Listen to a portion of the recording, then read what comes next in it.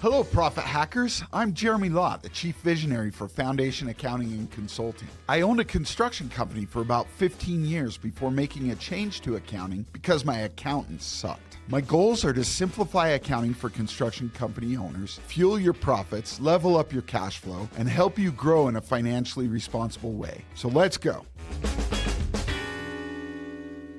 Hello, Profit Hackers, and welcome back to the Contractors Profit Hacks Show.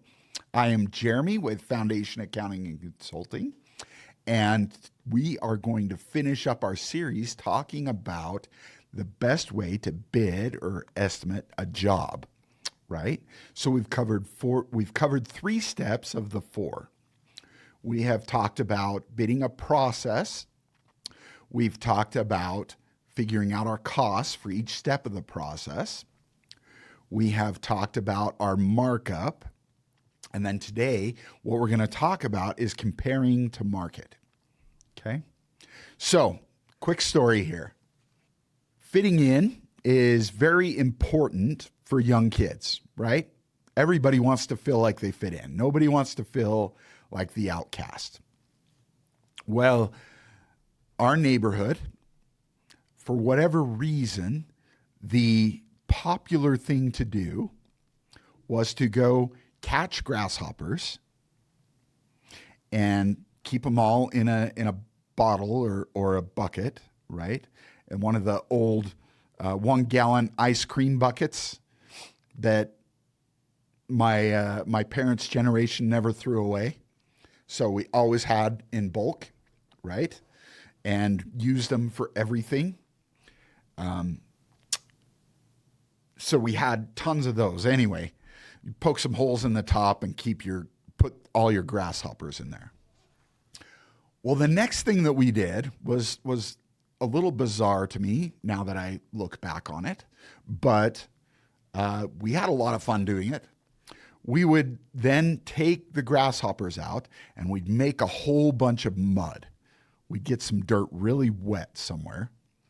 And my neighbor's yard was perfect for that because they had a big dirt area. So we'd get the hose over there and we'd water it down really good and make it good and muddy, right? We would then take the grasshopper and put it into a mud ball. Again, I don't understand why we did this. Makes no sense, really, but this is what we did.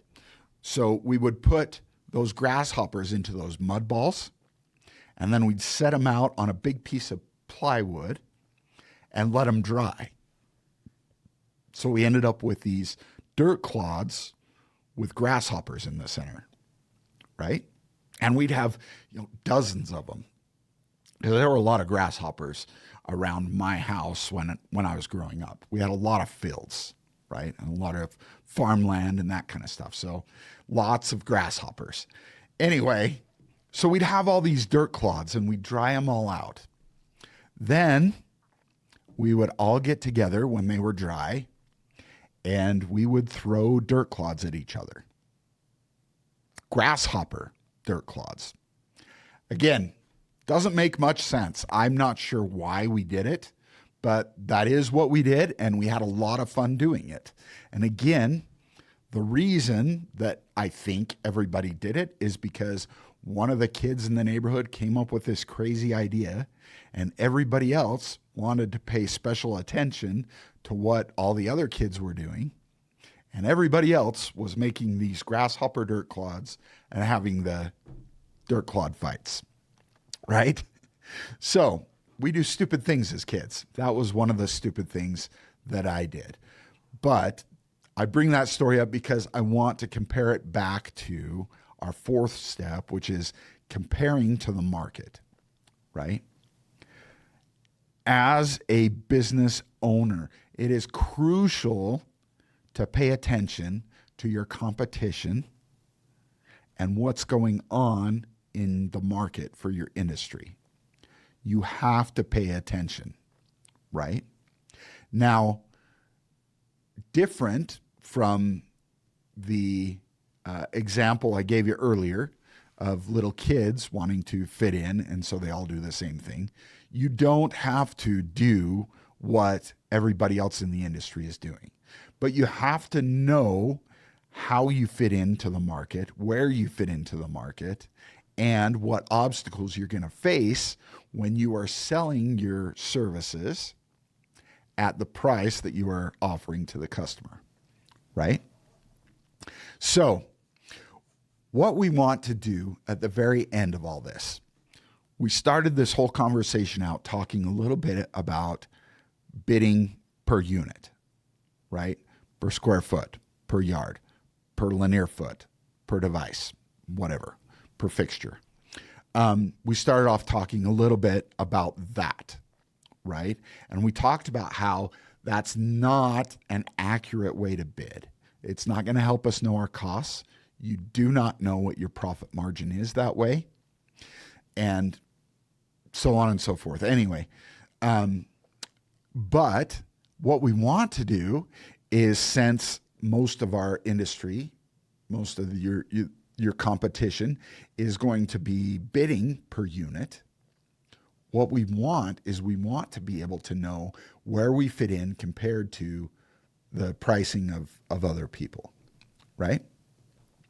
So let's go back to our tile example that we had from a couple episodes ago with the 5 by 10 square foot section of tile that we're going to do an install for. All right. Say we put together our pricing and we end up at $2,500, right? Because we've gone through the process, we've figured out our costs on each step, and then we've added a markup. And the number that we got to was $2,500. What we're going to do at the end of doing all the bid is we're going to take that $2,500 and we are going to divide it by the square feet. And that'll tell us that each square foot costs $50, right? Now, there are some caveats to this. Obviously, we don't want to present the customer with a square foot price and then have them say, oh, now I've got this 50 square feet in the bathroom to add on to the 50 square feet for the entranceway, right? Because again, the price in the bathroom is going to be different than the entryway. So we have to make sure the customer understands that per square foot pricing only stands for the scope that you have bid. They can't just add square feet and add $50 per square foot, right? It has to be rebid, or you have to bid that additional section separately if you're going to add stuff on, right? And then you get to the end and you figure out the total square feet and you divide your new price by the total square feet, and it'll give you your price per square foot for that bid and that scope. Okay? So the reason, though, that we want to know per square foot pricing is because we want to know, most importantly, are we too low? We never want to be too low. If you're competing with other companies on price and you are the second lowest bid, you will never win the work. You always want to focus on the value you're providing the customer when you're putting your pricing together. Okay? If you can provide more value and the client values that more value that you're giving them, then you are going to be able to sell your jobs for a lot higher than your competition. So it all comes down to that value, right? But we want to make sure that we are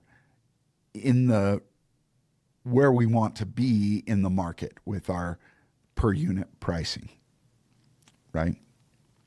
So that's why we figure out at the very end our per unit pricing. It helps us know where we are fitting in the market and how we compare to our competition. All right? So that is the last step in figuring out a good bid or estimate for a client. We're going to follow 4 steps. Number 1, we're going to bid a process. Number 2, we're going to figure out our costs for each step in that process. Number 3, we're going to mark it up. And number 4, we're going to compare it to the market to see how we compare to our competition. All right? One last thing here. Do not be afraid to add a PETA tax. There are customers that will really test you, and it's okay to do work for them. Just make sure you're getting paid enough. For those of you that don't know, PETA stands for pain in the A, right? There you go. So you want to make sure that you are going to make the job worth doing, make it worthwhile, right? So that's it for this short here series on bidding. Thank you very much, and I will talk to you again soon. Thanks for listening. If you found this episode helpful, please like and subscribe for weekly episodes to help you fuel your profit, level up your cash flow, and finance your growth. Until next time, go enjoy some green M&Ms and protect that cash.